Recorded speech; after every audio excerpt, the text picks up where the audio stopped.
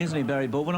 I know that he's selling up and going overseas, I'm pretty sure, but we should track down... I would think it would be Singapore, Bruce, if he was moving overseas. It seems to be where a lot of our trainers are heading at the moment. Good trainer, Barry, and this is a good horse. I mean, this will be a horse that wouldn't be absolutely hopeless in a big mile race with not much weight on his back, or a straight-break handicap with no weight. A race, I agree with you, Bruce, a race where there was a lot of pace and he could get back off the speed like that and rattle home. Do you know who he looks like? The horse is the image of Mahogany. With the same markings on his head. You'd know. Very, very similar. Well, $3.6 million later, perhaps. But West Express, Glenn Collis, well, he'll be disappointed. Only a 3-year-old. That was a terrific run against... You can see the disappointment on his face here. He's just devastated that he hasn't made it because he thought he did. In fact, the 3-year-olds ran very well. West Express, Mr. Kabbalah and High Rolling were all very competitive. Second, third and probably fourth in the race. Yeah, very competitive. High Rolling was a good run because he had to be worked a little bit early and he just didn't have enough at the end. But, boy, what a run from Arimathea.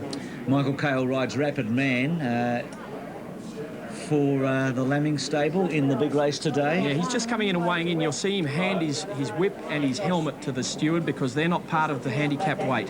And he'll hand it over here and then get on the scale. And with the vest, you can get within a kilo now, can't you? You can have a kilo over with the vest, is that right? They're cheating a little bit with the vest. The vest, they have an allowance for that, and the jockeys will use that to be a little bit heavier because it's very hard for jockeys to get down to those low weights. So the vest is not quite a kilogram, is that right? Not quite. There's two vests. There's a half-kilogram one and a full-kilogram one, and they pick and choose, the jocks. So the vest is absolutely necessary now for, all around Australia for safety purposes? Well, yes, they wear it underneath the colours. It's a plastic and some of the very modern fibres to protect them in a fall, because one of the great dangers in a fall is a horse treading on you from behind, and it has had fatal effects on jockeys, and the vest is now protecting them very safely, and they're all in favour of it. Still look like Mahogany? He does. His head's the same head. I'm with you. What a great horse.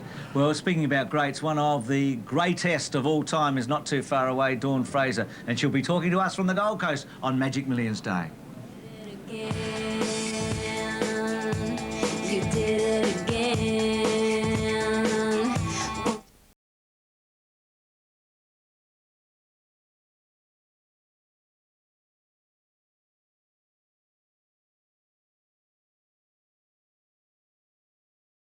And certainly Glenn Collis was on the inside, wasn't he? I hope it was after the line and not before it, because he might be in a little bit of trouble. It was a terrific finish, wasn't it? Arimathea at 4.80 and 2.10, West Express at 4.50 and Mr. Kabbalah at 3.20 in Queensland. Pretty similar around Australia, though a bit shorter in New South Wales for Arimathea.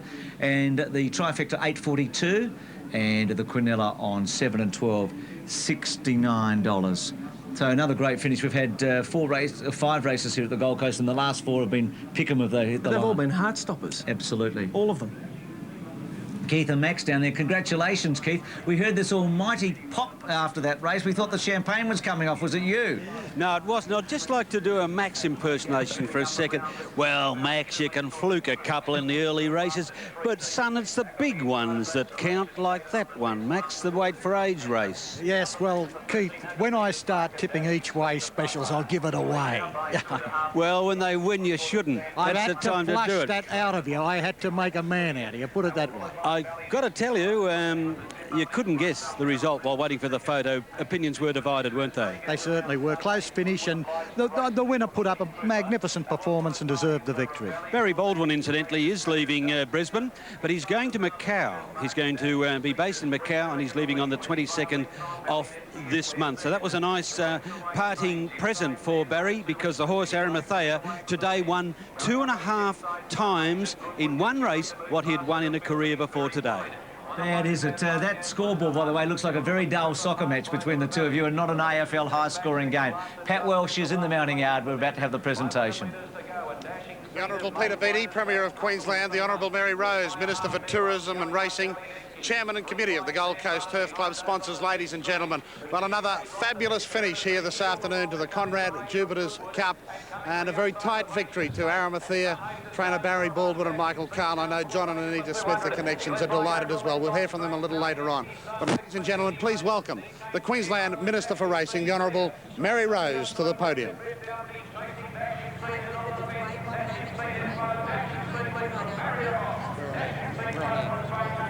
Thank you very much, Pat, and good afternoon, everybody. This is a great result, the Conrad Jupiters Cup. It's a great result for Queensland racing, with Queensland-trained horses taking out the Quinella.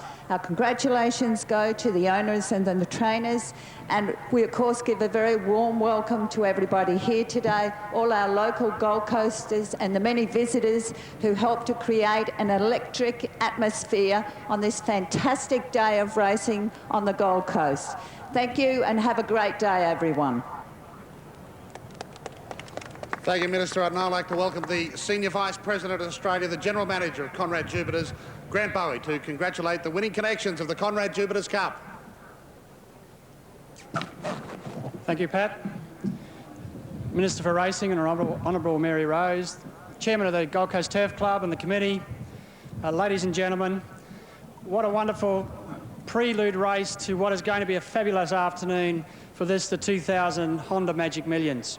Aramathiya put in a magnificent effort, and obviously the owners, the Smiths, are extremely excited, including the little Smiths. So Barry Baldwin, trainer, that's not one you actually have to have anything but a win. It's nice to have. And obviously the jockey, Michael Carl, we congratulate you. But most importantly, the star of the moment, Aramathiya, we'd like to congratulate on behalf of Conrad Jupiters, who continue to be very proud supporters of both the Gold Coast Turf Club and, most importantly, the Honda Magic Millions. Thank you. Thanks, Grant. John and Anita, please join us. Who's going to be spokesman or person? We've got the entire family here. Heart-stopping win, John. Congratulations. Thank you. Firstly, I'd like to thank Conrad Jupiters for the sponsorship today, make the race it is, what it is. I'd like to thank, firstly, I know everyone likes to thank trainers and whatever and jockeys, but I'd like to thank the horse. You know, we all go and celebrate and the horse goes back and eats chaff. So, you know, here's one for you, Aramathiya, what a mighty run. I'd like to thank Barry Baldwin. Barry's going to Macau, as everyone knows, so this is a great parting gesture for Barry. I'd like to thank Michael Carl, magnificent jockey and a magnificent person to boot.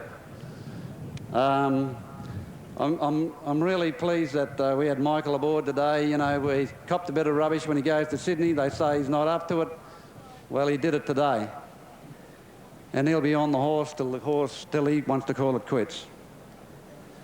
I'd like to thank Rodney, the strapper. He does a marvellous job. And also Matt, who's up in Ipswich. Matt loves this horse and looks after him too. I think I've got it all now, have I? I've got everyone? Okay, thanks a lot. John and family. A very proud owner, isn't he, after the win of Aramathiya? Well, it's not only about racing today, it's also about breeding here at the Magic Millions, and the industry is booming in Australia at the moment, and on days like this we do see the end result. But matching a mare with a stallion is a far more than an educated guess. In the lush green paddocks of Coolmore Stud in the Hunter Valley, we found a Melbourne Cup winner getting ready for her date with the greatest sire ever to come to Australia. His name is Danehill, and he's as close as you can get to priceless.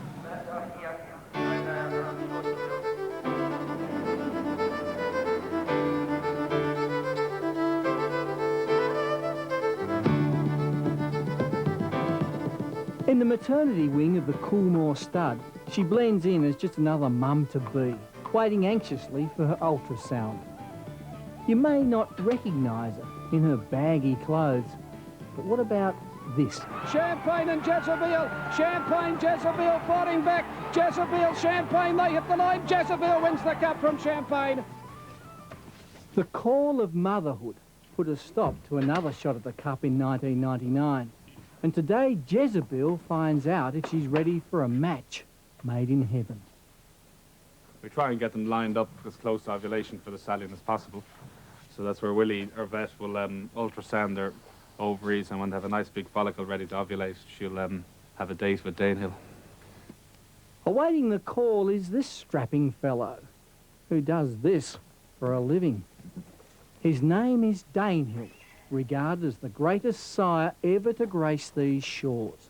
A shuttle stallion who works the spring in Australia and then heads back for a season in Ireland. He's one of the best stallions that ever set foot on the ground. He's phenomenal, both Northern and Southern Hemisphere. It's just an honour and a pleasure to have anything to do with him. Such a laid-back horse, just prolific every year. He just gets champion racehorses, and he's such an easy horse to look after and super fertile. There's not a lot of romance or, dare I say, love in this barn. Just a lot of lust. 3 times a day for 5 months. And when he leaves for Ireland, he'll have made more than $10 million. He's a very, very valuable piece of horseflesh. Always will be. It'd be at least 100 million. That's an amazing figure, isn't it? I mean, it's like any big gemstone or anything. He's never going to be sold. But it'd be roughly, you know, you're talking around 100 million. There's a steady procession of willing ladies, some still with a young'un in tow, and a willing procession of the world's best stallions, more than keen to impress. I think that the key is probably keeping them motivated and keeping them happy in their work, and just ensuring that they're willing and able to perform on a daily basis. Among them this year, a horse rated the world's best. His victory in France's Arc de Triomphe, regarded as the greatest ever. Pamsalev is the leader from Pilsudski and Swain as they race up to... He won that race and took 2 seconds off the track record, beating one of the best fields ever assembled. Pamsalev has won it, Pilsudski in second. It's a photo for third with Borgia. It's a huge buzz and injection for the bloodstock industry in Australia. It's an exciting day for the Coolmore stud as the French champion's first mare undergoes a pregnancy test. That's a pregnancy. That's success? Yeah. I mean, he's been very fertile in Ireland and everything, but still after travelling, you like to see them start off with sort of 100% fertility. That's where he sits at the moment. This is the first mare he covered. That's 14-day pregnancy.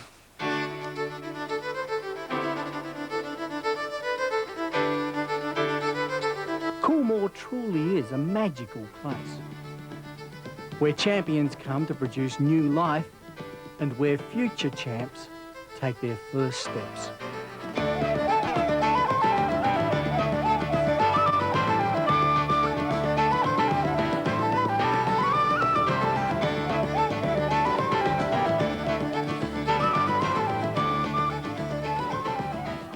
As always, Dawn, your timing is perfect. Dawn Fraser, the great Australian Olympic champion. Dawn, because you've just come back from Coolmore Start. I have, yes, and it was just wonderful because we did see those horses being served, and I didn't have the fortunate luck of seeing a horse born, a foal being born, but being interested in horses myself, I just think it's absolutely beautiful. Yeah. Well, Coolmore Start had done very well here, Dawn. We had an amazing sale last night, and $600,000 for a Danehill Demana, which is the record ever for a filly at this sale. A colt by Sir Tristram brought $650,000 about 10 years ago. So from the first session, Coolmore are going to be pretty happy. But they do a lot of work there, don't they? They certainly do, and I think, you know, that the Danehills will bring a lot of money because, you know, he's a great sire and he's just throwing out some fantastic horses. You're talking like Richard Freeman. You're talking like an expert. Are you a racing regular, Dawn? Not a racing regular. I go to the races occasionally, but you know, when I got married, my husband was a bookmaker, and we were into the races. And I had a horse who was a stayer, Bubarana, who won the New Year's Gift and also the Brisbane Cup. And we took him down to Sydney to run the Sydney Cup, but unfortunately he got a virus, and we had to bring him back to Townsville. So he sired quite a few horses. Gee, I'm learning a lot today, George Moore and yourself. What about your plans for 2000, Dawn? Well, I'll be doing a lot of work with Channel 7, and I'm looking forward to working with the athletes. So I've got the swimmers, both male and female, the women's water polo and the equestrian team. So I've got a lot of test events coming up in the next few months. So I'll be really happy to get around with all the athletes and to see how they're going. We saw Grant Hackett here a couple of nights ago. He was dining with his family, yes, in the restaurant that we were at, and he's going very well. He's very confident. I mean, that 1500 starting to bubble. We're hearing about Kowalski and Hackett and even Thorpe, aren't we? And yes, Perkins, of course. Well, Perkins is right on track, I think, and he's going to be, you know, it's a champion to be contended with because it's his favourite, and I think he's given himself enough time to really get back up into that 1500 meals.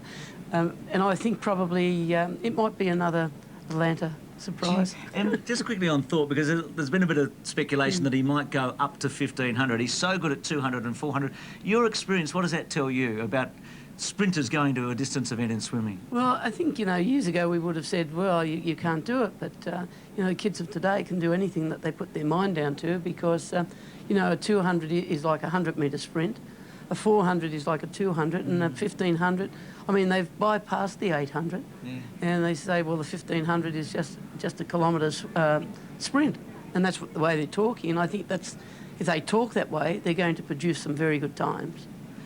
Dawn, a tip for the Magic Millions. Who are you going for? I'm actually going to take a lot more notice now that I know that your husband, your husband who died, unfortunately, was a bookmaker. Tell me.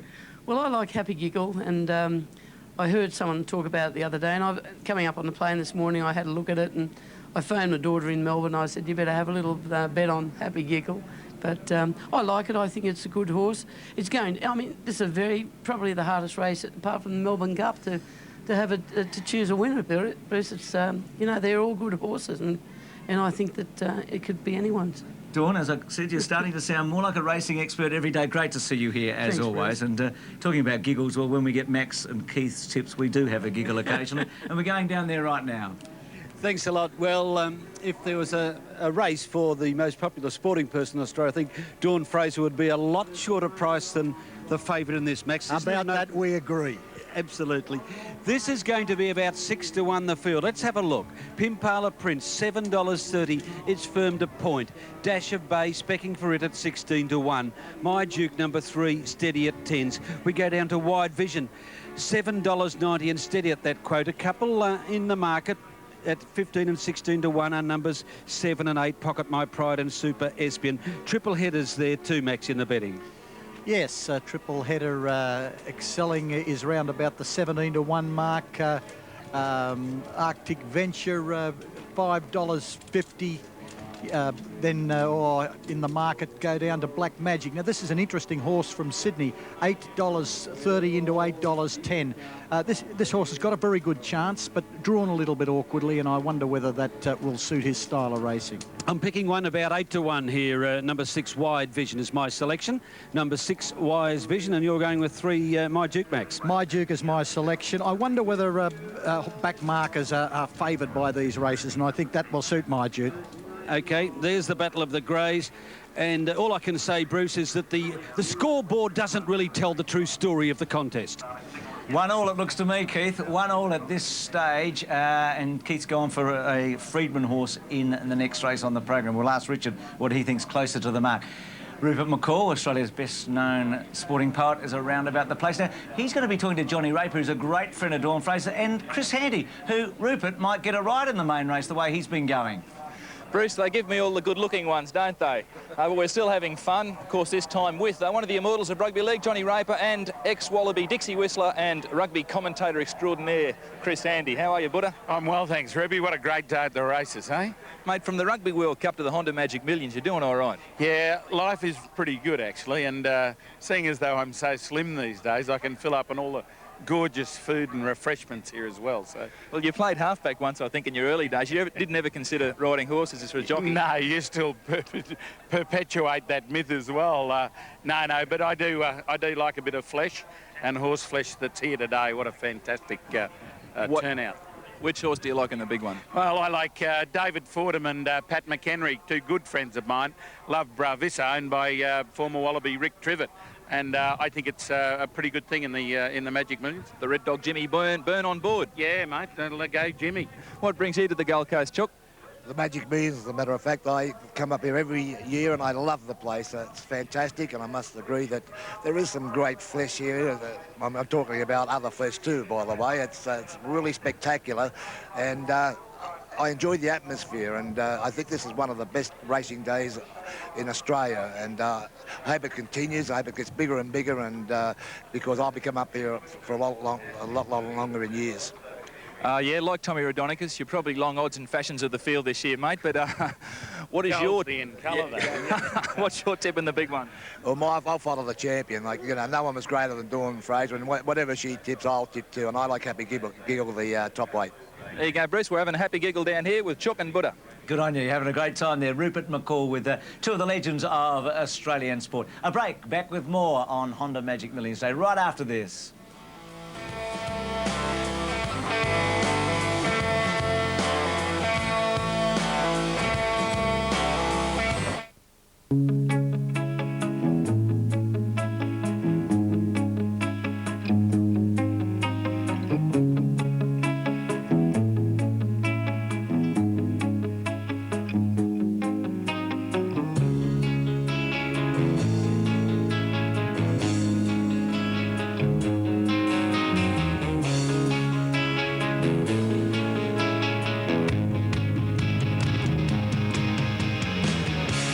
Surfers Paradise there, the playground, one of the great playgrounds in Australia, and the corporate tents are doing wonderful business here. The fashions are outstanding, and so are some of the horses that are on display, and we'll go down to the playground for both Max and Keith. They're in the mounting yard.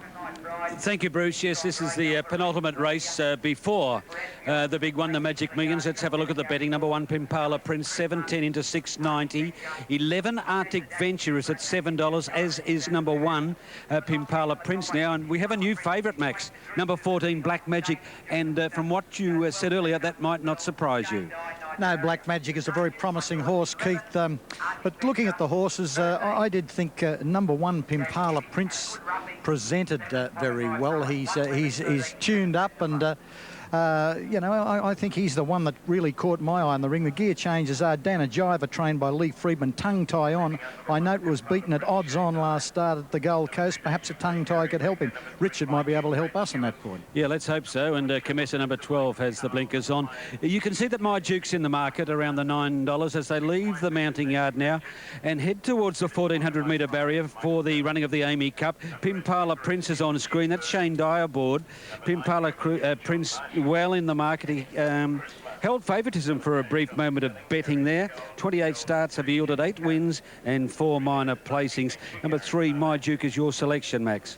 Yes, Keith, and I can't say I was carried away with his appearance. He's looked a bit rough, didn't he? His coat's a bit coarse, and he's broken out, and he doesn't catch the eye at all. I just hope he catches my eye at the finish. That's when they look at their best, when they're about a length and a half in front of the finish. I think the pattern of racing will suit him. I don't know the horse. I know he's an unsound horse, but at his best, he's very good. You see the colours there of red with the black stripes. They're being worn by Wide Vision, who is being ridden by Matthew Page. And let's hope this can give Matthew a chance for the disappointment of losing his ride in the Magic Millions because of a hoof injury this morning. It's his 21st birthday today, and this is his chance to celebrate on number 6, Wide Vision. 9, triple header, John Marshall aboard, and he, of course, a Melbourne Cup winning hoop.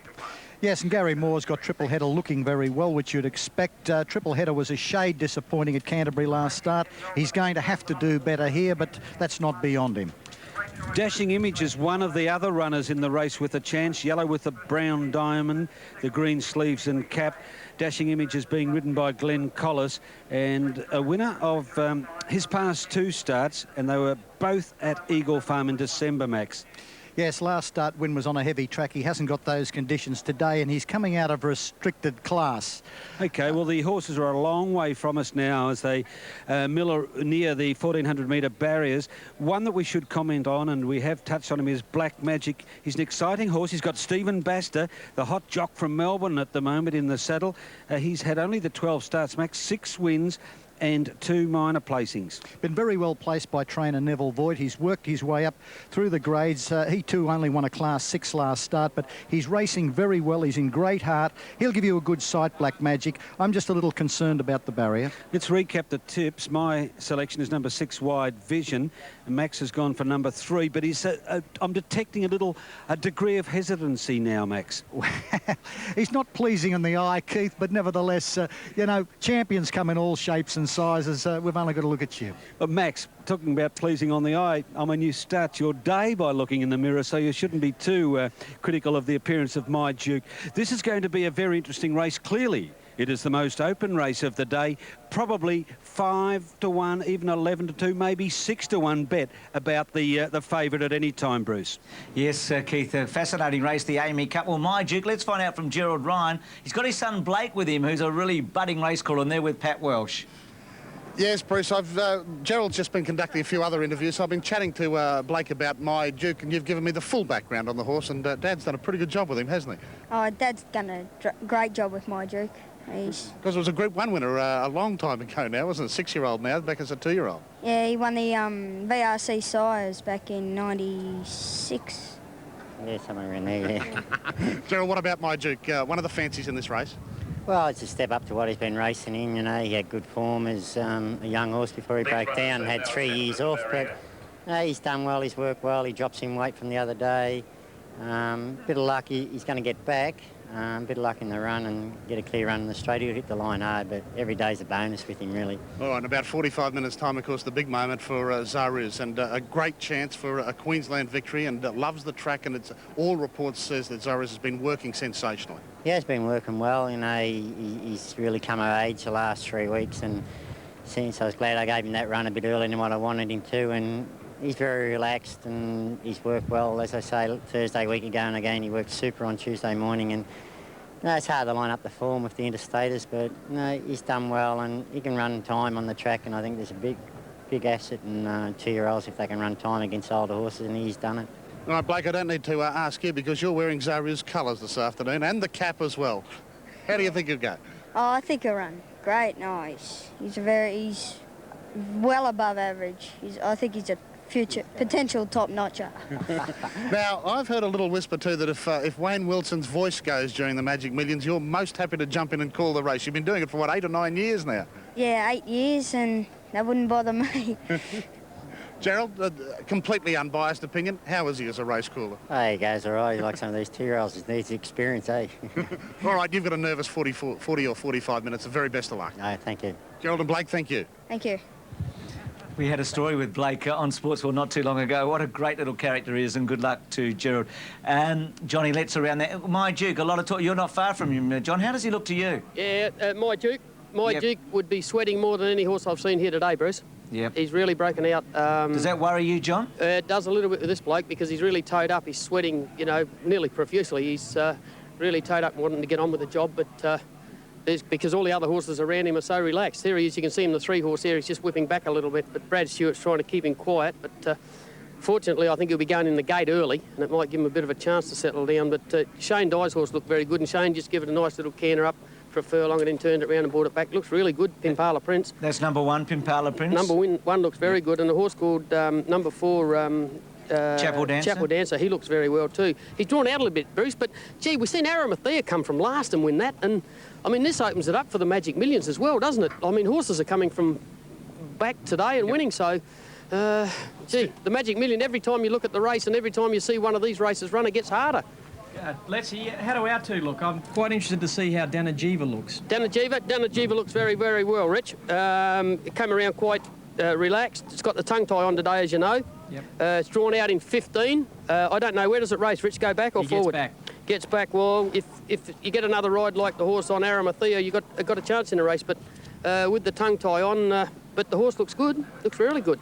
Okay, John, the 1,400-metre start, long runners. You know, Richard, which one do you prefer, Wide Vision or Danajiva? I love Wide Vision. She's been a great filly for us, but I think Danajiva's running into a bit of form, and I think the wide barrier is not such a big disadvantage in the 1,400-metre start.